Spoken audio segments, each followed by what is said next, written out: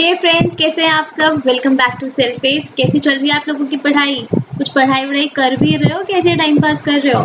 थोड़ा बहुत पढ़ लो यार। अगर मैं कैट एस्पिरेंट्स की बात करूं, अभी कैट है हमारा नवंबर में, राइट? तो अगर अभी आप 3 से 4 घंटे, नॉट 3-4 घंटे, मतलब 4 से 5 घंटे, थोड़ा सा अभी के लिए हम लेके चलते हैं। चलो 3-4, 4 से 5, तो ऑन एवरेज 4 घंटे, ठीक है ना? आपकी ना मेरी 4 आवर्स अगर आप सीरियसली पढ़ाई कर रहे हैं, सीरियसली मतलब सीरियसली अपार्ट फ्रॉम योर जिसने जो भी कोचिंग ज्वाइन की हुई है, उसके अलावा I am talking about self study वाला जो टाइम है वो 4 घंटे। And this does not include your verbal section. अगर कोई कंसिडर करता है ना कि भैया मैंने आर्टिकल रीडिंग की है 1 घंटा, तो वो भी इंक्लूड हो गया। या नॉवल रीडिंग के, specially novel section, novel reading तो इसमें इंक्लूड होता ही नहीं है। तो अगर आप 3 से 4 घंटे की स्टडी सीरियसली कर रहे हैं अभी इस टाइम पे, तो आप सही रास्ते पर हो। धीरे धीरे धीरे धीरे उस टाइम पीरियड को बढ़ा देना, जब मौका टाइम आएगा तो वो ऑटोमेटिकली बढ़ जाएगा, ठीक है? पर अगर इसे कम कर रहे हो तो थोड़ा एफर्ट डालना शुरू कर दीजिए। इतना भी भ्रम में मत रहना कि हो जाएगा हो जाएगा, अभी तो अप्रैल ख़त्म हुआ है, मई है, काफ़ी टाइम है, तो स्टार्ट कर दो, ठीक है?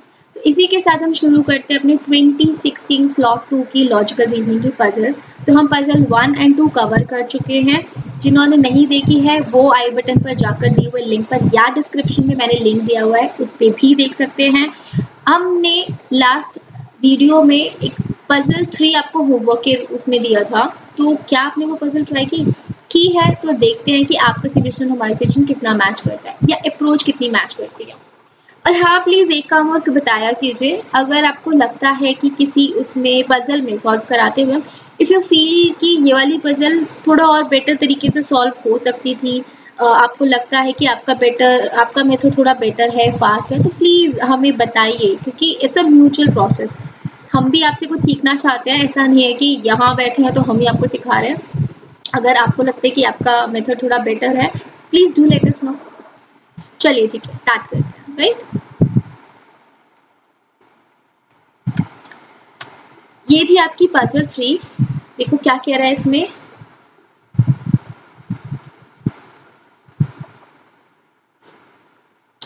ABCDEFGH, ओके, 8 लोग हैं, 8 डिफरेंट बी स्कूल से हैं। एक नुक्कड़ नाटक LPG held at Patna during the performance is seated a circular table such that 4 face inside and बाकी के 4 आउटसाइड। तो it's a circular sitting arrangement का क्वेश्चन है, जिसमें से 4 इनसाइड 4 आउटसाइड है। तो I think it should not be much difficult, right? Each of them uses one of the 4 props, okay, 4 props use करते हैं। तो इसका मतलब है कि 8 लोग में से कोई हो सकता है 1 कर रहा हो, कोई हो सकता है 2, कोई हो सकता है 3 प्रॉप यूज कर रहा हो। अनु एंड हीना से diametrically opposite to each other and use the same prop. अभी देखो ये वाली इन्फॉर्मेशन उसने 8 इन्फॉर्मेशन उसने पॉइंटर की फॉर्म में दी है, और ये वाली इन्फॉर्मेशन उसने पैराग्राफ में दी है। इसका मतलब ये है कि कुछ इन्फॉर्मेशन वो पैराग्राफ में इसलिए देता है क्योंकि उसको पता है कि बच्चे ये वाली इन्फॉर्मेशन बहुत स्किम करके पढ़ते हैं और इस पर आ जाते हैं। पर ये इन्फॉर्मेशन का मतलब ये कि अगर ये वाली इन्फॉर्मेशन आप मिस कर दोगे तो आप अरेंजमेंट प्रॉपर बना नहीं पाओगे।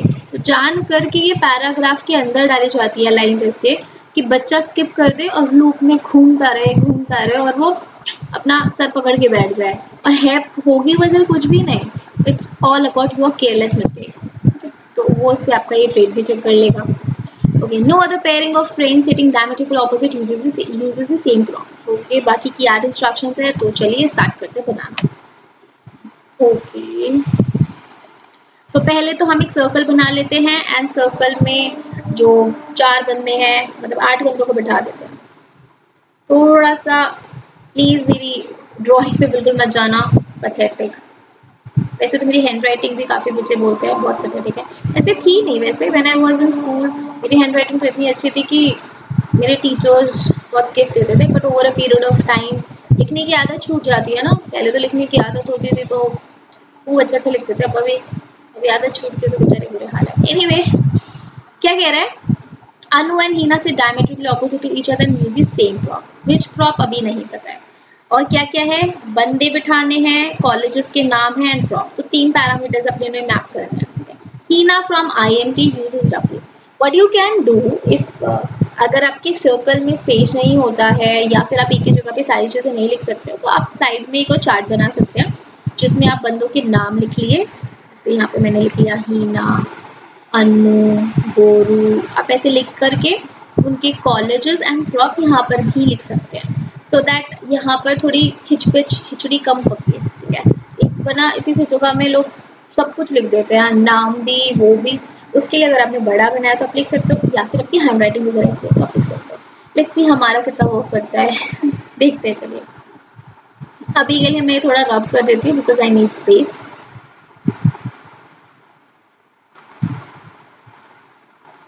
Okay, Heena from IMT uses dafli, तो हीना का मुझे कॉलेज भी पता है, तो I will write initials only, मैं पूरा नाम नहीं लिखूंगी। हाँ, मैं कॉलेजेस एंड प्रॉप पूरा लिख देती हूँ आपके लिए, ठीक है। डफली। एक चीज और मैं थोड़ा सा करती हूँ, मे भी हो सकता है आपको फर्क ना पड़े। अगर मैंने ये ऑर्डर लिखा है कि पहले मैंने बंदे का नाम लिखा है, दूसरा मैंने कॉलेज लिखा है ब्रैकेटेड पार्ट में, एंड तीसरा मैंने प्रॉप लिखा है, तो मैं हर एक की मैं ना सेम ही प्रोसेस करूंगी, सेम ही चीज़ करूंगी कि नाम लिखूंगी, बीच के ब्रैकेट में उसका कॉलेज एंड तीसरे में उसका प्रॉप। इसका रीज़न ये लगता है मुझे कि अगर मैंने बीच में कहीं पे, मान लीजिए जैसे इसका डफली है, यहाँ पे जो भी बंदा बैठेगा उसका भी प्रॉप मान लीजिए कुछ मुझे चुन्नी निकल के आ जाता है फॉर एग्जाम्पल, और वो मैं बीच में लिख दूँ, तो एक माइंड कंफ्यूज रहता है कि इसका कॉलेज मिल गया है कि उसका प्रॉप मिल गया है, उसका निकालना क्या है। तो आप समझ रहे हैं, जैसे आप कॉलम वाइज जब मैप करते हो तो जिस कॉलम में जो स्पेस खाली होगा आपको समझ आ जाएगा कि इस बंदे का ये चीज़ अभी ढूंढनी बाकी है। सिमिलरली अगर मैंने बीच की जगह खाली छोड़ी है तो मुझे समझ आ जाएगा इस बंदे का कॉलेज बाकी है अभी ढूंढना, ठीक है। तो मैं उसमें अपने माइंड को जितना सिस्टमैटिक तमीज़ से बनाओगे, कम क्लस्टर के साथ बनाओगे, उतना सही रहेगा। और आपका दिमाग अगर कम इंटेंगल होगा उतनी ही आप ज़्यादा पजल या ज़्यादा क्वेश्चंस कर पाओगे। तो कोशिश कीजिए शुरुआत से ही आप ये थोड़ी थोड़ी हैबिट बनाएं। बट इफ़ यू फील कि नहीं आप अपने से कंफर्टेबल है, आप कंफ्यूज नहीं होते हैं, किसी किसी की ब्रेन प्रोसेसिंग इतनी फास्ट होती है कि वो नहीं होते हैं। अब आप थोड़े ज़्यादा टैलेंटेड हैं तो हम क्या कर सकते हैं ना, हम थोड़े से कम लेवल पर ओके चलिए, शी सिट्स, शी कौन है? हीना। Sits immediately to the left of both Charu from IMI and Banu from FMS. Okay. एक ही बंदा दो बंदों के लेफ्ट में कैसे पढ़ सकता है जब उन दो बंदों का फेस ऑपोजिट डायरेक्शन में, मतलब अगर चारू का फेस अगर टुवर्ड्स द सेंटर है देन बानू का face away from the centre होगा, ठीक है। For example I am telling you कि तभी ऐसा पॉसिबल हो सकता है कि वो एक ही बंदा दो बंदों के लेफ्ट में पड़ जाए। ओके, बट हमें पता है कि कौन किधर बैठा है अभी, क्योंकि मुझे किसी का ये नहीं पता कि किसका फेस किस तरफ है, तो हम कैसे कर सकते हैं? ओके, थोड़ा सा इंफॉर्मेशन को स्किम कर लेते हैं फटाफट से। The person sitting diametrically opposite to the person IMI से है Charu, faces inside. Guru from IIMS diametrically immediately to the left of Anu from CIMT. Charu and both are immediate neighbors, face inside. Oh, I got the information. Bang on. This is the information I got it. Charu and उसके जो दोनों neighbours हैं उनका face inside है। अगर चारू का face inside है तो उसको कहाँ बैठाऊँ कि उसके लेफ्ट में हीना आ जाए। हीना को मैंने माना है इस साइड, तो चारू को मुझे इधर बिठाना पड़ेगा क्योंकि उसका फेस इनसाइड है कि उसके लेफ्ट में हीना पड़ जाए, राइट। तो चारू से रिलेटेड फटाफट से इन्फॉर्मेशन लिख लेते हैं IMI एंड उसका प्रॉप है हमारे पास। No, we do not have prop till the fourth information.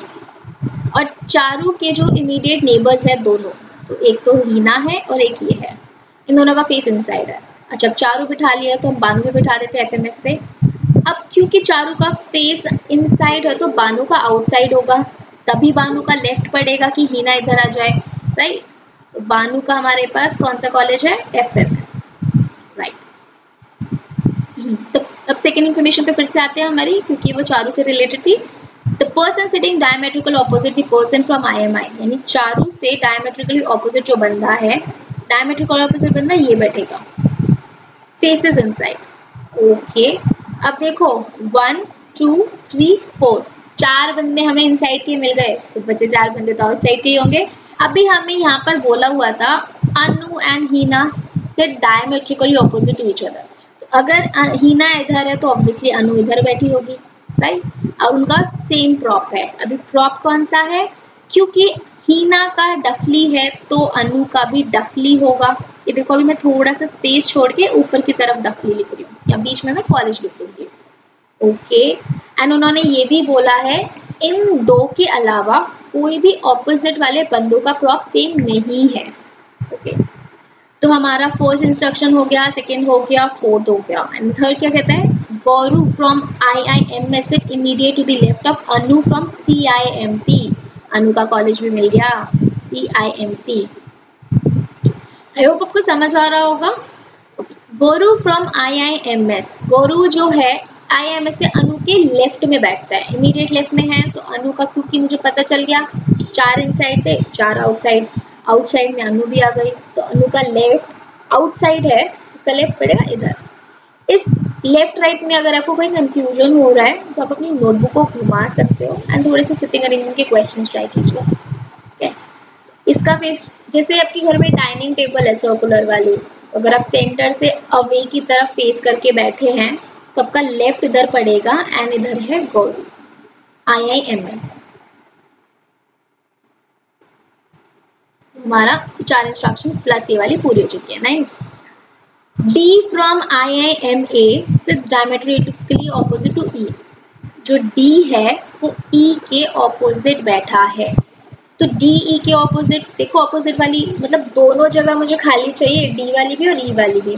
ऐसी तो जगह यहाँ B बैठा है, यहाँ जगह खाली है तो यहाँ B बैठ गया, या AH बैठे हैं या GC बैठ गए, तो ऑब्वियसली ये 2 जगह खाली है। इनमें से एक जगह पर D आएगा, ऐसे एक जगह पर E आएगा, पक्का से ऐसे बनेगा। ठीक है, एंड D जो है वो IIMA से है, ये याद रखिएगा। The props used by B and C are chunni and dholak respectively. Nice, तो B का प्रॉप है चुन्नी एंड C का प्रॉप है ढोलक, विच मीन्स इस बंदे को जो B के डायमेट्रिकली ऑपोजिट है वो चुन्नी यूज नहीं कर सकता, यहाँ बोला है। और G जो C के डायमेट्रिकली ऑपोजिट है वो ढोलक यूज नहीं कर सकता। Got it? ओके, देन क्या कहा है उसने, this is also done. D who uses चुन्नी, D जो चुन्नी इस्तेमाल करता है, sits third to the left of the person from IIMR। अब D को हम कहाँ बिठाएं, देखो पहले D को यहाँ बिठा करके देखते हैं इस साइड पर। व्हाट इफ अगर D को इधर बिठाऊं, वो किसके थर्ड लेफ्ट में पड़ेगा, क्या IIMR के वाले के थर्ड लेफ्ट में पड़ रहा है, यहाँ पे इतना सा केस है। D को अगर यहाँ बिठाओगे तो थर्ड लेफ्ट, देखो थर्ड लेफ्ट का मतलब होता है 2 बंदे छोड़ के तीसरा बंदा।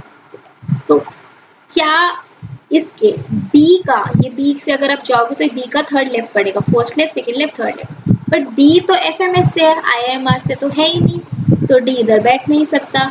अगर आप इधर वाले इस साइड से बात करोगे तो इस साइड से B इसका लेफ्ट पड़ता है, बट इस साइड से बात करें तो ये IIMS है, IIMR नहीं है। तो इट मीन्स D दोनों साइड से देखो, इस साइड से भी और इस साइड से भी, 2 बंदे छोड़ के जो भी बंदा है वो IIMR का नहीं है, तो बेसिकली D इधर बैठेगा और E इधर बैठ जाएगा। इस वाले केस से मुझे क्लियर हो जाएगा। एक सेकेंड, थोड़ा सा, वैसे हैंड राइटिंग इतनी गंदी है, आप इतनी मुश्किल से झेल रहे तो थोड़ा तो साफ लिख देती हूँ, तो E इधर आ जाएगा, D इधर आ जाएगा। अब D के बारे में जो जो इन्फॉर्मेशन मुझे पता है वो देख लेते हैं। D चुन्नी यूज करता है, D IIMA से है, ठीक है।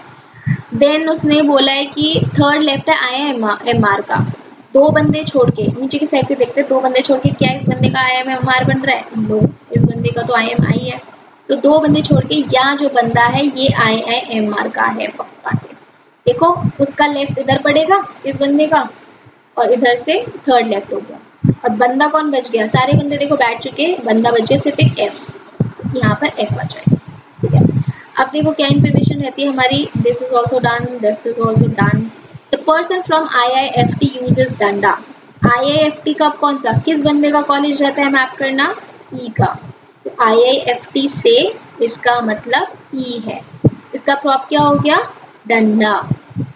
And is the only person sitting between the 2 person using ढोलक, तो ई जो है वो दो इकलौते ऐसे बंदे हैं उनके बीच में बैठा है जो लोग ढोलक यूज करते हैं। तो एक ढोलक तो सी यूज करता है तो ऑब्वियसली दूसरा ढोलक तो ये यूज करेगा, तभी पॉसिबल है, राइट। अब हमारे पास देखो सारे बंदे बैठ गए, सबका कॉलेज आ गया, सबका प्रॉप आ गया एक्सेप्ट जी। जी का प्रॉप नहीं आया है, बट जी के प्रॉप के लिए कोई इंफॉर्मेशन भी मेंशन नहीं है, कुछ आ नहीं पा रहा है। तो यानी जी का प्रॉप क्या क्या हो सकता है? जी का ढोलक नहीं हो सकता क्योंकि ऑपोजिट वाले बंदे का सेम प्रॉप नहीं होगा एक्सेप्ट ए एंड एच, ठीक है। तो ढोलक तो हो नहीं सकता है इसका, तो और कौन बच गया?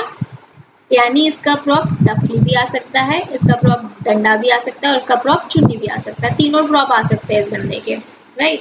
तो जो जी है उसके पास प्रॉप के ऑप्शंस मैं लिख देती हूँ चुन्नी, क्योंकि ऐसा कुछ लिमिट नहीं दिया हुआ कि पर्टिकुलर प्रॉप एक ही बंदे ने यूज़ किया है, पर्टिकुलर प्रॉप दो ही बंदे यूज़ कर सकते हैं, कोई लिमिट नहीं है। तो हम इसमें सारे केस ले सकते हैं, डफली भी आ सकता है इसका एंड डंडा भी आ सकता है। तो ये हमारा अरेंजमेंट बनेगा। अगर आपको नहीं समझ आया है तो प्लीज़ मुझे कमेंट में भी लिख के बताइएगा कि आपको कौन सा पॉइंट कहाँ नहीं समझ आया है, सो दैट मे बी हो सकता है अगर नहीं समझ आ रहा है आपको तो मैं दोबारा से इसकी वीडियो बना दूँगी, बट आपका समझ आना बहुत ज़रूरी है।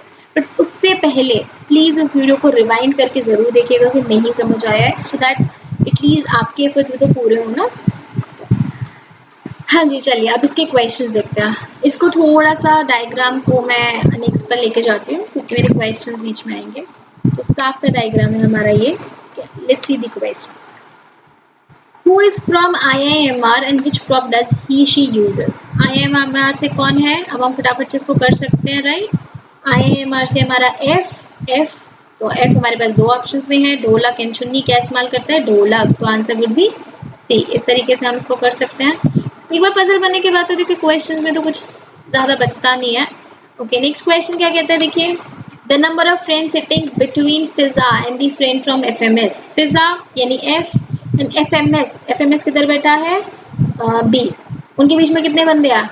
1 2 3 1 2 3, तीन इधर से तीन उधर से। उसे बंदा भी वो जान करके ऐसा ही पूछता है जो इधर से काउंट करो इधर से, लेफ्ट या राइट फर्क ना पड़े, उतने ही बंदे बने, वरना वो मेंशन करता काउंटिंग फ्रॉम क्लॉकवाइज या counting from left side of Fiza, कुछ ऐसा मेंशन करता है अदरवाइज, ठीक है। तो सेम ही नंबर के बंदे बैठ रहे हैं, तो answer would be 3। This is a theta question, तो you would write 3 as your answer, right. Okay, next let's see the number of the letters in the name of the person who is sitting opposite to Charu. C के opposite कौन बंदा बैठा है? G। G का नाम पूरा क्या है? गोरू। तो गोरू के नाम में कितने लेटर्स है? 4, तो इसका आंसर हो जाएगा हमारा 4। Okay, let's see next and last question. How many of the following combinations of the person prop is are correct? कितने कॉम्बिनेशन सही है हमारे? ओके, देखते हैं। गोरू ढोलक, गोरू को तो अपने को मालूम ही नहीं है तो ये तो गलत है। डी चुन्नी, डी का चुन्नी है क्या? यस, डी का चुन्नी है, दिस इज करेक्ट। ई का डंडा, ई का भी डंडा, दिस इज ऑल्सो करेक्ट, देखिए यहाँ पर। एंड ए का डफली, ए का डफली वॉज करेक्ट। तो हमारे पास 3 कॉम्बिनेशंस ठीक है। This is also theta question, this is not MCQ। ध्यान से देखिए, लिखा है हाउ मेनी, विच वन नहीं लिखा, हाउ मेनी कितने हमारे करेक्ट हैं, तो हमारे 3 करेक्ट हैं, तो इसका आंसर हो जाएगा 3, ठीक है। तो इस वाले जो पजल है इसमें एक MCQ है, 3 डेटा क्वेश्चंस हैं, तो I think this was doable, right. तो अगर आपको ये समझ आई है तो नेक्स्ट पजल आपके होमवर्क के लिए रेडी है। This is your 4th puzzle, try this one and हम मिलेंगे अगली वीडियो में इसकी सोल्यूशन के साथ। अगर कोई भी दिक्कत है, कोई परेशानी है, कुछ समझ नहीं आ रहा है, कोई बेटर मेथड है, कुछ भी है, तो प्लीज़ कमेंट सेक्शन में लिखिए, हमें पूछ कीजिए, तभी हमें समझ आएगा कि क्या आपको समझ आ रहा है, नहीं आ रहा है, क्या परेशानी हो रही है, ठीक है। चलिए, till then keep pacing yourself, मिलते हैं अगली वीडियो, बाय बाय।